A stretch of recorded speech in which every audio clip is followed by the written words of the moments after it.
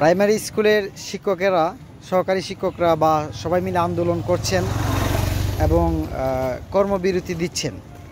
এর মধ্যে ফেসবুকে দেখলাম যে একজন শিক্ষিকা উনি বলতেছেন যে আমি 20 বছর আগে একটা পোলট্রি মুরগ কিনেছিলাম, আমার এই দুর্গন্ধ আমার নাকে এখনও লাগে।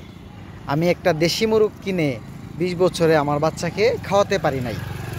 সে বলতেছে যে আমি প্রাইমারি স্কুলে চাকরি করছি ঠিক আছে, কিন্তু আমি আমার বাচ্চাকে দেশি মুরগ কিনে খাওয়াতে পারি নাই।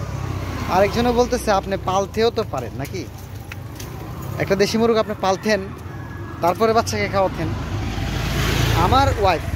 আমার ওয়াইফ তো প্রাইমারি স্কুলের শিক্ষিকা না, সে কিন্তু বহু দেশি মুরগ পালে তারপরে আমাকে খাওয়ায়, সে নিজেও খায়, বাচ্চাকেও খাওয়ায়।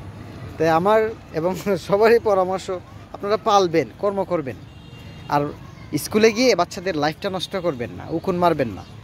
বহুত স্কুল আছে একজন ম্যাডাম আরেকজন ম্যাডামের মাথা থেকে উকুন এনে দিচ্ছেন, বসে বসে এই তাদের মতো করে কি করছেন, কাজ করতেছেন, তাদের মতো করে তারা স্কুলে যাচ্ছেন এবং আসতেছেন। আরে বাবা, এই যে প্রাইমারি স্কুলের মান, গুণগত মানটা আপনারা চিন্তা করেন। যারা শিক্ষিকা আছেন, যারা আজকে আন্দোলন করতেছেন, তাদেরকে বলি, আপনি নিজেই প্রাইমারি স্কুলের যে শিক্ষার গুণগত মান, আপনি একটু চিন্তা করে দেখেন তো। একজন সুইপারের ছেলেকেও টাকা পয়সা থাকলে সে সরকারি প্রাইমারি স্কুলে দিতে চায় না। আমি অহরহ প্রমাণ দিব আপনাকে, অহরহ প্রমাণ দিব। ন্যূনতম একজন অফিস সহায়কের ছেলেকে সে চায় কোথায়, একটা কেজি স্কুলে ভর্তি করতে, কিন্ডারগার্টেনে ভর্তি করতে, প্রাইভেট স্কুলে ভর্তি করার জন্য সে চেষ্টা করে। কেন করে জানেন? কারণ আপনাদের চেয়ে একটা প্রাইভেট কিন্ডারগার্টেনের মান অনেক ভালো।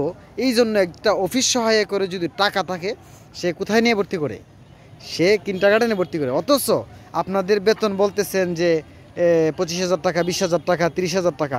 অথচ একটা কিন্ডারগার্টেনের যে শিক্ষক শিক্ষিকা, তাদের বেতন 2 থেকে 3,000 টাকা।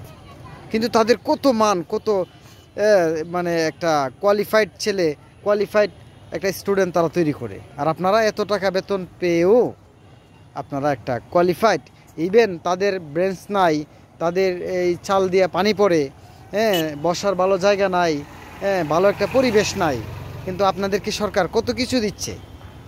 একটু রিয়ালাইজ করেন, একটু চিন্তা করেন।